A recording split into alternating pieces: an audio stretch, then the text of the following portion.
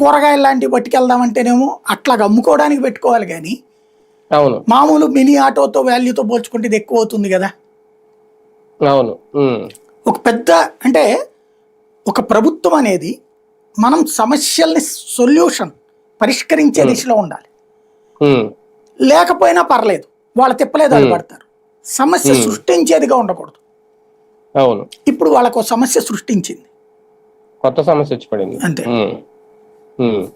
కానీ ఒకటి సార్, ప్రభుత్వాలు మారినప్పుడు రేపొద్దున నేను నమ్మకాలు కోల్పోతారా? ఒక వ్యవస్థ మేము ప్రారంభిస్తున్నాం, ఎంతమందికి ఉపాధి కల్పిస్తాం రండి అంటే, ఇప్పుడు మొన్నంటే వీళ్ళందరూ వచ్చారు, వాళ్ళు ఏదో పనుల్లో ఉంటారు, వచ్చి జాయిన్ అవుతారు. ఇప్పుడు సడన్ గా మళ్ళీ వాళ్ళని రోడ్డు మీద పడేయడం అంటే రేపొద్దున ఇంకా పిలిస్తే ఎవరైనా వస్తారా ఇలా చేస్తే?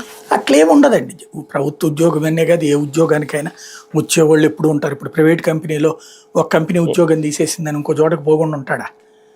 లేకపోతే అదేగాడు ఇంకొక కంపెనీ పెడితే పోకుండా ఉంటాడా? అంబానీ తీసేసాడు మధ్యన, ఇప్పుడు మళ్ళీ అంబానీ తీసుకెళ్లి భూటాన్లో పవర్ ప్లాంట్ పెడుతున్నాడట అనిల్ అంబానీ. అప్పుడు మూత పెట్టుకున్నాడు కదా సంస్థ, ఐపీ పెట్టి 50,000 కోట్ల ఎంతో ఆస్తి కూడా సీజ్ చేసింది ప్రభుత్వం. ఇవాళ రోజున మళ్ళీ వేరే భూటాన్లో పెడుతున్నాడట. నాకెందుకు లేని మానేస్తాడా? కాకపోతే ఏంటంటే ఎక్కువ నమ్మడు యాజమాన్యాన్ని, తన జాగ్రత్తలో తను ఎప్పుడు రెడీలో ఉంటాడు. ఇక్కడ బెనిఫిట్ వచ్చిందంటే ఉంటాడు, లేకపోతే వేరే చోటకి ప్రిపేర్ అవుతాడు. నమ్మకపోవడం అనేది ఎప్పుడు ఉండదు.